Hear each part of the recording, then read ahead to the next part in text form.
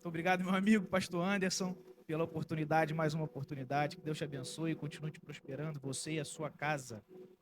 Conta comigo sempre. Tamo junto, tá, meu amigo? Amém. Abra sua Bíblia comigo. Segundo livro dos Reis, capítulo de número 6, verso de número 24.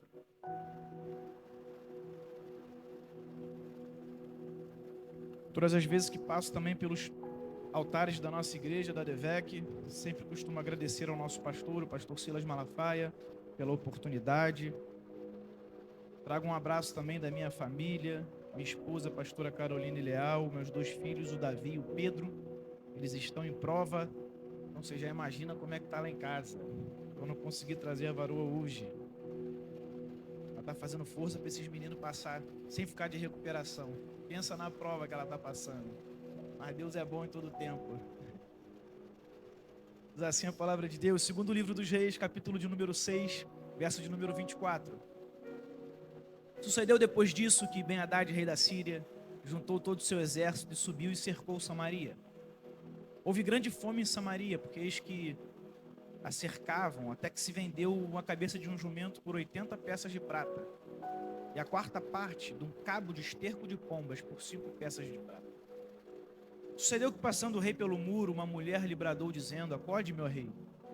Ele lhe disse: Se o Senhor não te acode, da onde acudirei eu? Da eira ou do lagar? Disse-lhe mais: O que tens? E ela disse: Esta mulher aqui me disse: Dá cá teu filho hoje para que comamos, e amanhã comeremos o meu. Cozemos, pois, o meu filho, comemos. Mas, dizendo-lhe eu no outro dia: Dá cá teu filho para que o comamos, escondeu seu filho. Sucedeu que, ouvindo isso, o rei, ouvindo essas palavras, o rei rasgou seus vestidos e ia passando pelo povo, pelo muro, e o povo viu que trazia cecílio por dentro sobre a sua carne. Capítulo de número 7. Então disse Eliseu: Ouve a palavra do Senhor, assim diz o Senhor.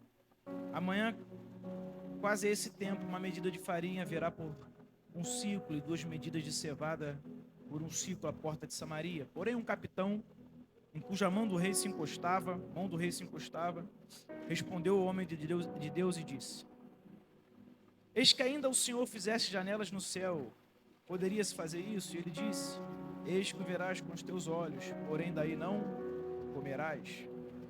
Estou quase encerrando, verso de número 3 do capítulo 7. 4 homens leprosos estavam à entrada da porta da cidade, os quais disseram uns aos outros: Para que estaremos aqui até que morramos? Se dissermos: Entremos na cidade, há fome na cidade, morreremos aí. Se ficarmos aqui, também morreremos. Vamos nós, pois, agora e demos conosco ao arraial dos Círios. Se nos deixarem viver, viveremos. Se nos matarem, então somente morreremos. Levantaram-se ao crepúsculo para irem ao arraial dos Círios, e chegando à entrada do arraial, eis que não havia ninguém ali. E o Senhor fizera ouvir um barulho no arraial dos Círios, ruídos de carros, ruídos de cavalos, como o ruído de um grande exército. De maneira que disseram uns aos outros: Eis que o rei de Israel alugou contra nós, o rei dos heteus, dos egípcios, para virem contra nós. Pelo que se levantaram e fugiram no crepúsculo, deixaram suas tendas, seus cavalos, seus jumentos e o arraial como estava. Fugiram para salvarem sua vida. Chegando, pois, os leprosos à entrada do arraial, entraram numa tenda, comeram, beberam, tomaram dali prata, ouro, vestidos, foram, se esconderam. Então voltaram, entraram em outra tenda, e dali também tomaram alguma coisa e esconderam. E disseram uns para os outros: Não fizemos bem. Este é dia de boas novas. E nós nos calamos. Se esperarmos até a luz da manhã, algum mal nos sobrevirá. Pelo que agora vamos e anunciemos a casa do rei. Só até aqui. Essa história aqui, quando nós lemos, ela se torna muito explicativa, ela é autoexplicativa. Dá para perceber aqui que nós estamos falando de Samaria, que a essa altura Samaria está passando por uma estratégia de guerra. Ben-Hadad, o rei da Síria, ele monta uma estratégia de guerra contra Samaria, ele cerca Samaria. De maneira que quando ele cerca Samaria, antes mesmo de guerrear contra Samaria, ele começa a enfraquecer Samaria. Samaria está se enfraquecendo porque Desde que ela foi cercada, nada entra e nada sai. Isso aqui é uma estratégia de guerra. Se nada entra e nada sai, a agricultura de Samaria, que era feita fora da cidade, não tinha, o povo que estava dentro não tinha mais acesso. Então agora, economicamente, Samaria está ficando enfraquecida. O pessoal está sem comida. De maneira bélica também, ele vai enfraquecendo Samaria, porque a essa altura, quem afiava as espadas, quem ajeitava as lanças, quem trazia os escudos para os soldados, ainda era terceirizado, eram os filisteus que faziam, então vinha de fora. E se está cercado Samaria, ninguém entra e ninguém sai de Samaria, também belicamente está ficando enfraquecido Samaria. Quanto tempo mais vai passando, mais enfraquecida ela fica, de fome e para a guerra. Então o plano é muito perfeito contra Samaria. Vamos enfraquecê-los. Quando a gente for invadir, já não tem mais força para nada. Estão sem comida, estão sem arma, eles vão ser obrigados a se render. Essa é a história. Isso aqui é muito interessante, porque às vezes a gente vai contando uma história ou outra assim da Bíblia, vai falando aquilo que aconteceu, mas é difícil a gente trazer para os nossos tempos, ainda mais quando nós falamos de duas mulheres que são mães. Quem é mãe aqui? Levanta a mão só para dar uma olhada. Ainda mais quando nós falamos de duas mães que, devido à fome, ou seja, uma situação muito crítica, uma situação de maneira aos olhos humanos, não, mas na nossa conjuntura até muito difícil de mensurar, mas nós estamos falando de duas mães que estão decidindo comer os seus filhos. Nós estamos com tanta fome que nós vamos fazer o seguinte: hoje nós vamos comer o meu e amanhã nós vamos comer o seu. Esse é o plano das mulheres, esse é o que elas estão tentando fazer. Situações extremas, muitas vezes, vão exigir de nós atitudes extremas. E aonde está a nossa mente vai determinar quais são essas atitudes extremas. Essas mães teriam outras atitudes extremas a se tomar, e escolheram uma, porque é aquilo que estava na sua mente. De tempos em tempos, nós vamos nos deparar com situações que são situações extremas, e aquilo que rodeia a nossa mente, aquilo que permeia nossos pensamentos, vão decidir quais são as situações e atitudes extremas que nós iremos tomar. A das mães, vamos comer os nossos filhos. A do rei, vamos matar o profeta. A do profeta, eu vou liberar uma palavra sobre essa situação que nós estamos vivendo. O que permeia a nossa mente vai decidir qual é a atitude extrema que nós vamos tomar. O que fala ao nosso coração, o que fala a nossa voz, vai decidir, mas ainda não é aqui que eu quero entrar. Quando nós trazemos para o nosso dia, é difícil a gente acreditar em duas mães que vão fazer isso com seus filhos, vão praticar canibalismo com seus próprios filhos para se alimentar. De 1315 a 1317, se fala de uma fome como essa, uma fome extrema que assolou os países europeus, não por causa da guerra, mas por causa de situações climáticas. Em 1316 atingiu até a potência que era Londres na época, que dos países europeus era o maior na época, ainda quando fazia parte. E acontece que há diversos relatos naquela época, de mães também, que comiam seus próprios filhos. Comiam ratos. Idosos que deixavam de se alimentar para que a geração futura, os mais novos, se alimentassem e a geração não acabasse, pudesse perpetuar. Estou falando de 1317, não está nem tão longe assim. Que nos leva a entender que realmente situações extremas vão exigir de nós atitudes extremas. E é onde a nossa mente está, que influencia a nossa mente, vai ditar quais são as atitudes extremas que nós vamos tomar. No meio disso tudo, nós vemos duas mulheres que querem matar os seus filhos para poder comer, acabar com a sua família. Nós vemos um rei que quer matar o profeta, que é a última saída daquele povo, é uma palavra profética, mas o rei botou na cabeça que ele precisa acabar com a última saída de todos que estão ali presentes. Ele quer matar o profeta. Nós vemos o profeta que libera uma palavra. E quem acredita aqui que depois que Deus libera uma palavra, não tem mais como voltar atrás? Quem acredita aqui? Você acredita que tem uma palavra de Deus liberada sobre a sua vida? Amém? Então nós vamos entender agora como é que isso acontece. Deus liberou uma palavra através do profeta. Deus disse que através do profeta que no dia seguinte tudo seria mudado, que no dia seguinte as coisas estariam resolvidas. E a palavra profética, ela não tem compromisso nenhum com aquilo que está acontecendo, ela tem compromisso com aquele que liberou ela. Então se foi Deus que falou, amanhã vai estar tudo resolvido, amanhã as coisas vão mudar. Olhando para o cenário, não dá para acreditar. O moço no qual o rei apoiava a sua mão disse: tem algum problema contigo, deve estar com fome há muito tempo, não sei se está fazendo jejum, não sei se deixou de beber água, não sei o que aconteceu com você, se foi o sol, mas não dá para fazer o que você está falando. Aí ele disse: você só vai ver, mas não vai comer. Tem gente que é assim. Quando recebe a palavra profética, não consegue acreditar. Aí fica vendo todo mundo viver. Só ele que não experimenta, só ele que não aproveita. Enquanto aqueles outros que recebem a palavra, vem ela se manifestar na sua vida. O profeta liberou, falta manifestar. O profeta falou, falta agora materializar. O profeta falou, falta acontecer.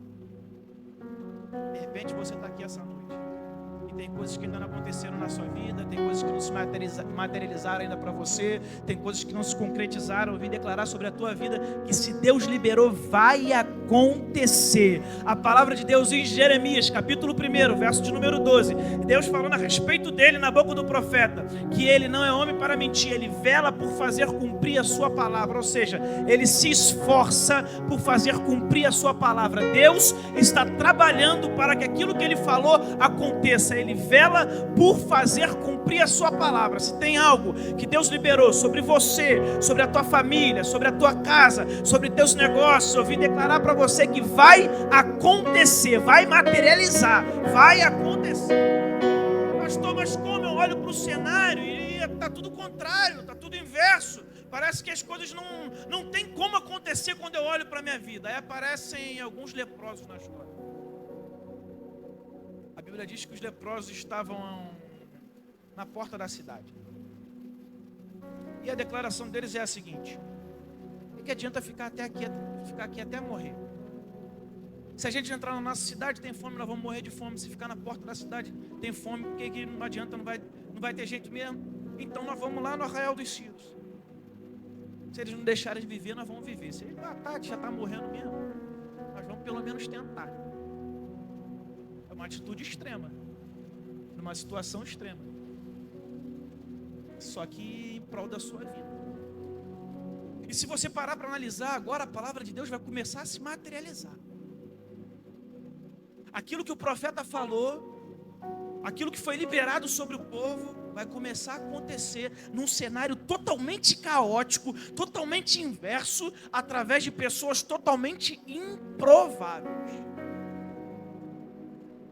E a gente fica olhando para a nossa vida e achando: na minha vida não tem como acontecer o que Deus falou, na minha história não tem como acontecer o que Deus falou, na minha família não tem como acontecer o que Deus falou, na vida dessa pessoa não tem como acontecer o que Deus falou. O cenário é caótico, totalmente inverso a coisas boas, a ponto de alguém inteligente dizer: não tem como acontecer. Aí Deus vai e pega: então vamos dificultar mais um pouquinho, eu vou pegar os improváveis para provar que eu faço do jeito que eu quero, na hora que eu quero, da maneira que eu quero. Deus trouxe você aqui para dizer: não importa o quadro, não importa o momento, eu vou usar quem eu quiser, mas a minha palavra vai se concretizar. Apareceram os leprosos, a palavra vai manifestar. E aí eu aprendo algumas lições com eles.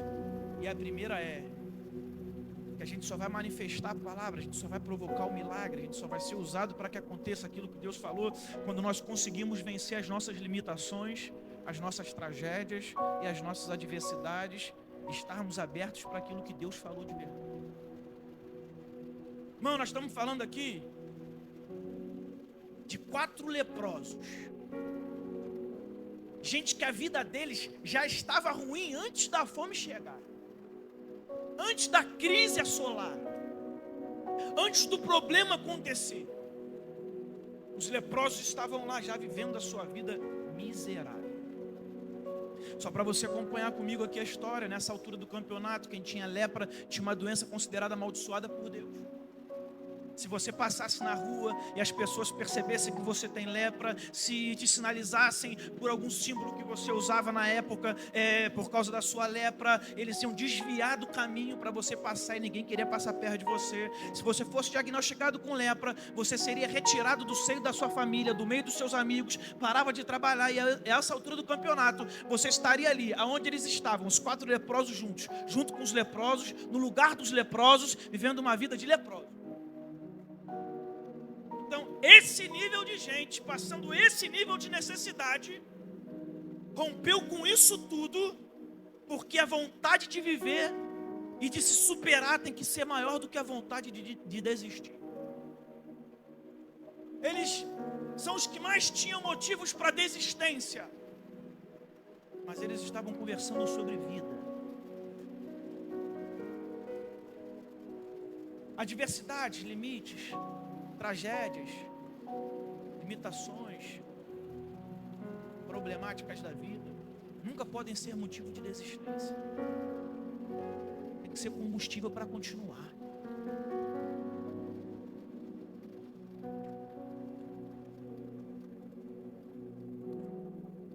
Nós vemos alguns leprosos querendo viver enquanto tem gente querendo acabar com a família, as mulheres. Nós estamos vendo um leproso querendo viver enquanto tem gente querendo acabar com a voz de Deus, o rei. Nós estamos vendo leprosos querendo viver enquanto nós estamos vendo gente negando a voz de Deus, que é o capitão do exército. A verdade é que muitas das vezes nós somos impedidos de viver as promessas, de viver aquilo que Deus falou, porque nós não conseguimos romper o segundo passo. Romper com as limitações, com as tragédias, com as adversidades. Nós fazemos da nossa vida o campo das adversidades vividas, o campo das tragédias inseridas, e não rompemos com isso, não saímos disso, e por isso também não vivemos aquilo que Deus falou sobre nós. Então os leprosos precisavam romper com isso tudo, para poder viver aquilo que estava sendo liberado sobre o povo, poder manifestar aquilo que estava sendo liberado sobre o povo. Eles são o início de tudo aquilo que Deus falou que ia acontecer. Só que para romper as limitações, as tragédias e as adversidades, muitas das vezes, nós temos que romper com aquilo que nos machuca há muito tempo, com aquilo que nos coloca numa posição às vezes boa, de vítima, no qual nós somos o coitado, alguém está cuidando da gente.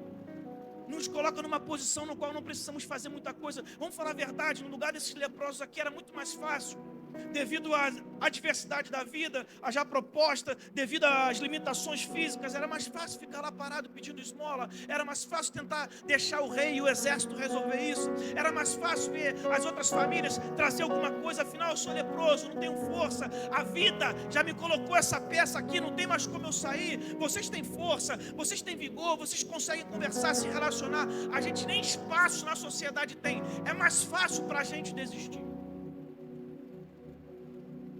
Minha oração para Deus tem sido: Senhor, o que eu não posso mudar na minha vida, me dá graça para suportar, mas o que está no meu alcance para fazer, me dá força para mudar.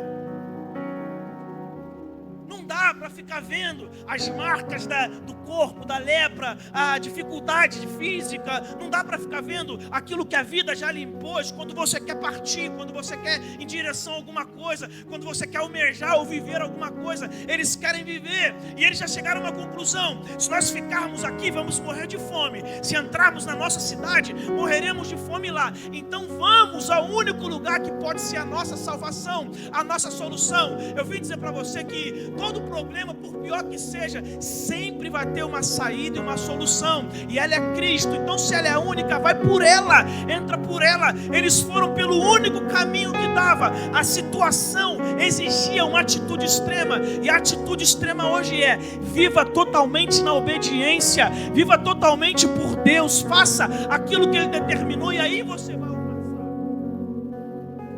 Eles não desistiram. Toda vez que a gente quer desistir, a gente encontra uma desculpa. Mesmo se você não tiver nenhum motivo para desistir, uma desculpa você tem. Esses homens não tinham desculpas, eles tinham motivos. Mas todas as vezes que nós queremos desistir, por mais que não tenhamos motivos, acharemos desculpa. Elias, em 1 Reis, capítulo 19. Começa a sua fuga de Jezabel. E a Bíblia vai dizer que esse homem que disse que ia parar de chover e parou de chover, que matou os profetas de Baal à espada, que fez uma oração e desceu o fogo do céu, depois disso ele foge de Jezabel, mas antes ele diz que vai voltar a chover e volta a chover. Jezabel diz que vai matá-lo, a Bíblia diz que ele entra no deserto caminho de um dia. No capítulo 19 diz também o seguinte, que ele faz a seguinte oração: Senhor, tira a minha vida. Aí ele arrumou a desculpa perfeita, ele diz: eu não sou menor que os meus antepassados, eu não tenho nem motivo, eu digo que vai parar de chover, para. eu faço oração, desce fogo do céu. O Senhor me dá força, eu mato os profetas de Baal, a espada. O Espírito Santo é comigo, eu ando na frente, eu corro na frente dos cavalos. Porém, eu não sou melhor que os meus antepassados, tira a minha vida. Todas as vezes que você quiser desistir, você vai achar uma desculpa. Por mais que você não tenha os verdadeiros motivos. E o maior fracasso, ele não se instala nas perdas. O maior fracasso, ele se instala na desistência. Porque das perdas nós nos recuperamos, da desistência jamais. Todas as vezes que você perder, você tem um dia seguinte para se levantar e tentar de novo. Agora, quando você desiste, aí é você que decretou o seu fracasso. A desistência vem através das desculpas que inventamos, os motivos muitas das vezes que temos, mas nós é que devemos ceder a isso ou não. Eu estou mostrando para você alguém que tinha uma desculpa e pessoas que tinham motivos. E os leprosos não desistiram mesmo com seus motivos. Agora, o fato de não desistirem me ensina que mesmo naquela situação eles puderam viver algo extraordinário. Volto para vocês, eram leprosos, não tinham direito a nada, não tinham lugares privilegiados, não tinham ou não eram vislumbrados como as pessoas que iriam viver do melhor. Eram pessoas ao léu da sociedade, pessoas que foram excluídas dos seus lares, dos seus empregos. Mas agora eles estão sendo usados por Deus para trazer a vitória para o povo. Eles puderam viver o que ninguém viveu. Quando chegaram no destacamento dos Círios, no arraial dos Círios, a Bíblia diz que não tinha ninguém. Entraram na primeira tenda, comeram o que quiseram e deviam estar com fome. Comeram o que quiseram, beberam do que quiseram, pegaram lençol, pegaram linho, pegaram prata, pegaram ouro. Foram na outra tenda, ainda pegaram mais alguma coisa e aí disseram: vamos avisar todo mundo. Gente que não tinha direito a nada, agora está escolhendo o que quer. Gente que não tinha direito a nada, agora está ajudando aos outros que precisam. Eu vim dizer para você que, indiferente à situação que nós estamos hoje, nós servimos a um Deus que nos coloca para viver algo extraordinário quando nós não desistimos. Não desista da sua família, tem coisa extraordinária para ela. Não desista dessa empresa, não desista dos seus sonhos. Nós servimos a um Deus de coisas extraordinárias. Esses homens viveram o extraordinário tão somente porque não desistiram.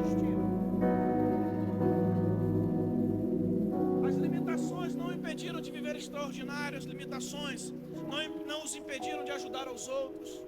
Pastor, eu sou tão pequenininho, não posso ajudar ninguém, até os leprosos ajudaram. Vamos lá avisar para esse pessoal que acabou o cerco? Vamos lá avisar que acabou a fome? Vamos avisar que eles já podem sair? Vamos avisar, dá para ajudar. Não os impediu de serem usados por Deus. A manifestação da palavra de Deus veio através deles.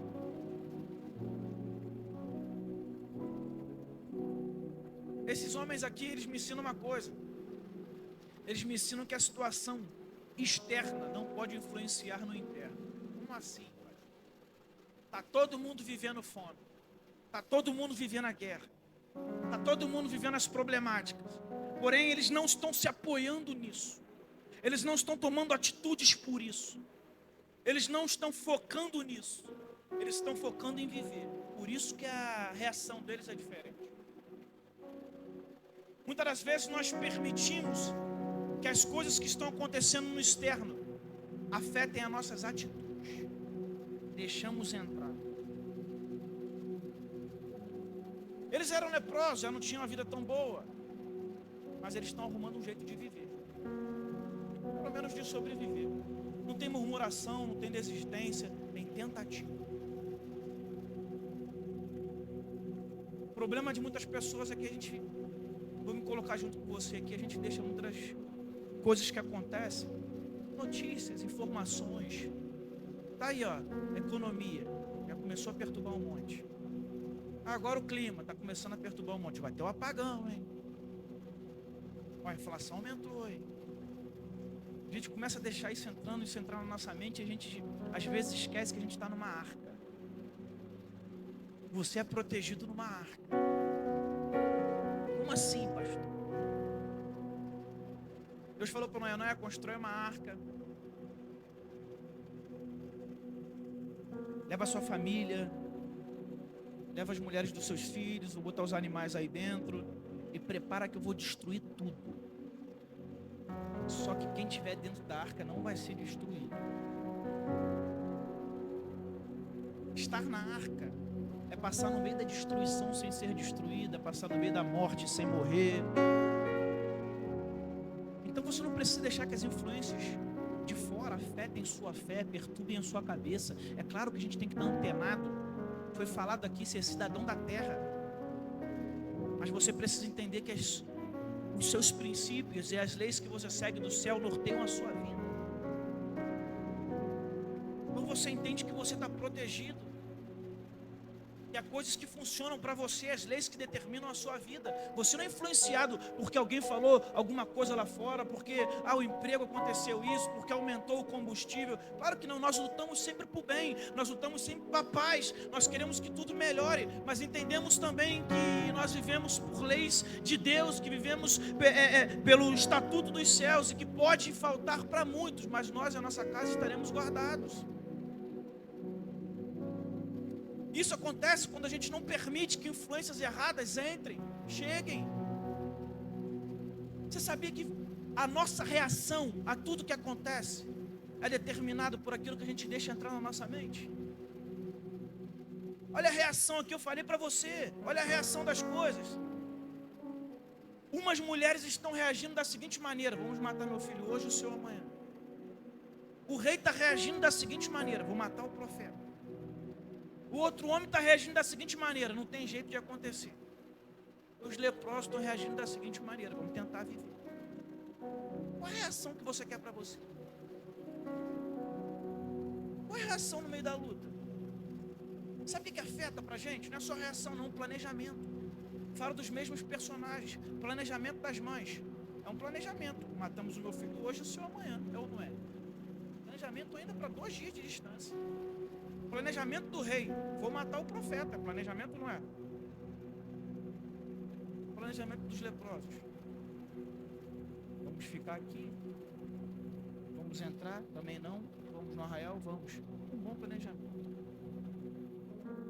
Sabe o que afeta pra gente quando nós permitimos que as influências de fora permeiem a nossa vida?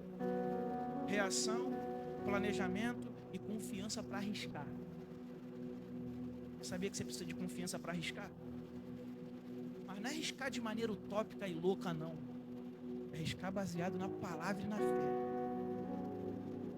E a gente é tão bom para arriscar em tanta coisa, né? Tá aí o Telex Free que não deixa ninguém mentir. É bom para arriscar. A garotada de hoje não sabe nem o que é Telex Free. Então eu vou mais profundo aqui. As pirâmides mais atuais. O Telex Free é a pirâmide antiga. É tão bom para arriscar em tanta coisa. E não sabe da onde vem, da onde vai. Mas a gente recebe uma palavra e não tem a mesma coragem para arriscar. Coragem para arriscar. Esses homens não tiveram coragem para arriscar? Se ficarmos aqui vamos morrer, se entrarmos na nossa cidade vamos morrer. Vamos até o arraial dos Círios. Se nos deixarem viver, viveremos. Se nos matarem, então somente morreremos. É coragem para arriscar. O rei quer matar o profeta, as mulheres querem matar os filhos, o outro não acredita em nada e os leprosos têm coragem para arriscar. Deixa eu dizer para você: tem que ter coragem para arriscar, baseado naquilo que você está ouvindo aqui. Tem coisas que a gente deixa de viver porque começaram pequenas e a gente não acreditou, não entrou. Tem pessoas que a gente tirou da nossa vida que seriam uma bênção, mas a gente não acreditou. Palavras que eram para ter recebido ou éramos para ter recebido, mas passaram batidas, nós nem acreditamos. Portas que não pareciam dar em nada, mas que estavam no seu coração: entra por ela, é essa porta, é essa oportunidade, é essa pessoa, é esse caminho. Mas as coisas não moveram do jeito que você achava, porque a gente pensa que Deus tem um caminho a seguir. Deus entra por uma porta aqui que já estou acostumado, Deus faz de outro jeito que eu já estou acostumado. E aí você vê 4 leprosos trazendo a saúde total trazendo a salvação total para uma cidade. Por quê? Porque o exército não conseguiu, estava todo mundo com medo. Deus resolveu usar os 4 leprosos, mas tem que ter confiança para arriscar que são eles. Tem que ter confiança para arriscar que você, sendo um garoto que cuida de ovelhas no deserto, vai pegar uma pedra e uma funda, vai tacar na cabeça de um gigante e ele vai cair no chão. Tem que ter muita coragem para arriscar, entendendo que se você começar a andar, o mar vermelho vai abrir para um lado, vai abrir para o outro, e você vai passar no meio do mar e as coisas vão continuar. Tem que ter muita coragem para arriscar e entender que Deus te chamou. Então tu deixa peixe, deixa barco, deixa tudo no meio do caminho e segue ao mestre, que é o mestre dos mestres, Jesus, e diz para você seguir. Tem que ter muita coragem para dizer que a partir de hoje, depois de salvo, se eu ludibriei alguém, se eu enganei alguém, é 4 vezes mais que eu vou dar. Mas não é de mentira, igual falam por aí, não, é de verdade. Zaqueu falando porque conseguiu salvação. Tem que ter muita coragem para dizer: eu acredito naquele que me prometeu, é por isso que eu sigo esse caminho. Tem que ter muita coragem para fazer como Abraão, subir no monte com o filho para matá-lo, e a Bíblia diz, ele tinha certeza que se descesse, desceria com o filho, porque aquele que prometeu é fiel para cumprir. Tem que ter muita coragem para estar aqui na igreja hoje, entendendo que apesar dos problemas que nós estamos enfrentando, há um Deus no céu que não saiu do controle, e a qualquer momento vai abençoar a nossa vida, mudar a história da família, fazer pela nossa vida aquilo que a gente não consegue. Tem que ter muita coragem. E a última,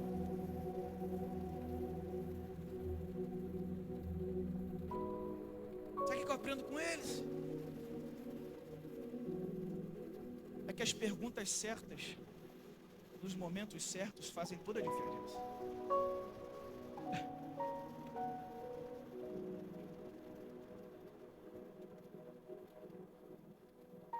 Perguntas certas no dia mal mudam histórias. Consegue perceber que o diálogo dos leprosos começou com uma pergunta? Eles estão conversando, mas a Bíblia começa o diálogo deles com a seguinte pergunta: de que adianta ficarmos aqui até morrer? Pergunta certa, pergunta inteligente. A pergunta não é: por que eu tenho lepra? Por que Deus não botou a lepra no outro, botou em mim? Com tanta gente ruim nesse mundo, né? Miserável é ruim igual a desgraça, não entope uma veia, não pega uma gripe. Pensa num bicho, mas não pega uma gripe, aquela miséria. O outro era tão bonzinho. Não, isso não é pergunta certa. O que adianta eu ficar aqui até morrer? Pergunta racional. Sem deixar nada levar para o emocional. Sem acabar com você por dentro. Não é porque eu sou assim, porque Deus fez comigo, não fez com o outro. Não é nada disso. O que adianta eu ficar aqui? Não é porque só acontece comigo. Não é porque minha família não é nada disso. O que adianta eu ficar aqui? Pergunta é método de aprendizado, irmão. É pedagógico. É juntar aquilo que a gente sabe com aquilo que a gente não sabe. Chegar à conclusão melhor para as coisas.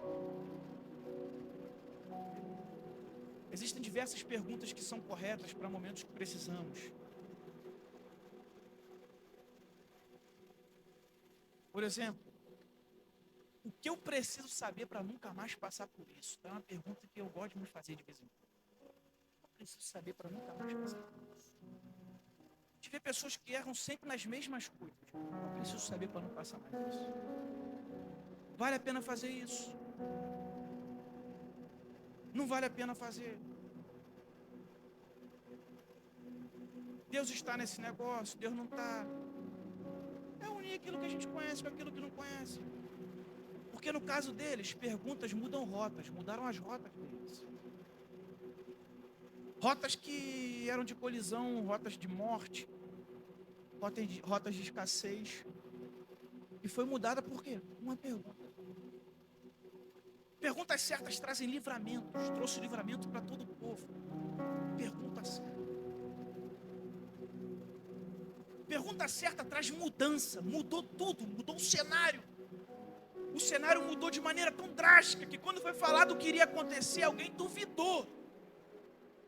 Pergunta certa trouxe mudança, trouxe livramento, trouxe novas rotas. Você tem noção? De repente, numa reunião, Deus vai te dar uma pergunta que vai mudar todo o quadro de uma reunião e vai favorecer você. Tem noção? Quando você for questionado ou questionada sobre alguma coisa na sua casa, Deus pode te dar uma pergunta que vai mudar todo o âmbito. Podia ser agressivo, podia ser zombador, mas que vai trazer para você e você vai poder ter uma palavra.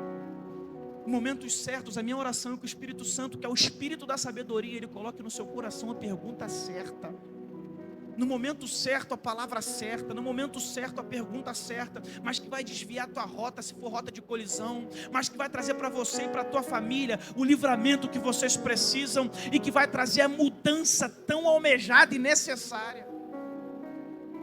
A Bíblia diz que eles se perguntaram, chegaram a uma conclusão e ao anoitecer eles partiram. Partiram, porque partir é importante. Partir é pegar toda a teoria e colocar em prática. Partir é pegar aquilo que você aprendeu e colocar em prática.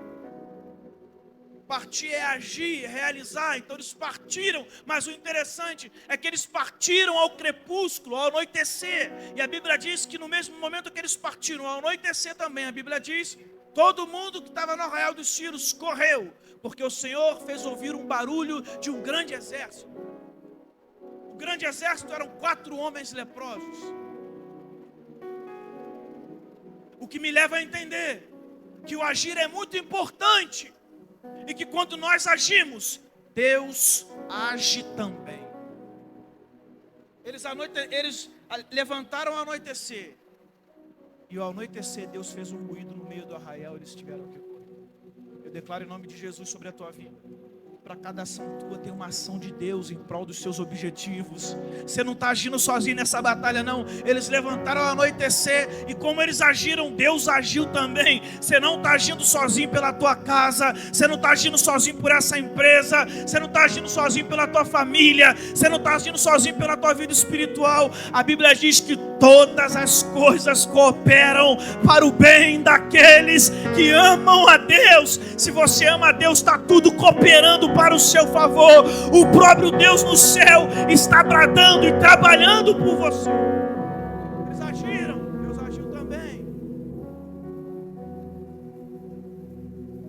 Eles agiram. E nessa ação de Deus, a Bíblia diz que houve um ruído. Pode se colocar de pé. 5 minutos eu vou falar essa. A Bíblia diz que quando eles começaram a andar, Deus fez um grande ruído no arraial. A Bíblia não diz que ninguém ouviu o ruído, só o arraial. No arraial teve um grande ruído. Até porque se os leprosos tivessem escutado aquele ruído, irmão, eles não iam, eles voltavam. Se o ruído fez quem estava a correr, quem dirá quem estava chegando. Então ninguém ouviu o ruído, só no arraial. O que é isso, pastor? Vou te falar. Porque tem um monte de crente bobo, igual eu. Como? A gente fica vendo querer Deus, a gente fica querendo ver Deus agir, Deus trabalhar. E às vezes a gente não está vendo e fica desesperado achando que Deus não está fazendo. Pensa comigo aqui, me dá só mais um minutinho da sua atenção. Pensa comigo. Nós somos aqui o povo de Israel, tá? Todo mundo aqui é povo de Israel. Josué é o nosso líder. Josué se apresentou hoje para a gente e diz assim, ó, nós estamos indo para a terra da promessa, tem um problema, nós temos que passar por Jericó. Eu já tenho uma palavra de Deus que é uma estratégia. Bom, nós vamos chegar lá nas muralhas de Jericó durante todos os dias. Os 6 primeiros dias nós vamos dar uma volta. No 7º dia, 7 voltas. Na última volta, nós vamos dar um grito. Depois de gritar, as muralhas vêm ao chão. Amém ou não amém? Tu sabe que tem um povo que a gente vai para a direita, eles vão para a esquerda, né? Normal, isso é tudo... É para estar aqui meio-dia, vai chegar 2 horas, normal. Povo de Israel, irmão. Primeiro dia, primeira volta. Quem tem muita ansiedade aqui, levanta a mão só para eu dar uma olhadinha. Ansioso, levanta logo a mão rápido mesmo. É igual eu também, irmão. A minha unha que não deixa eu falar, que é mentira.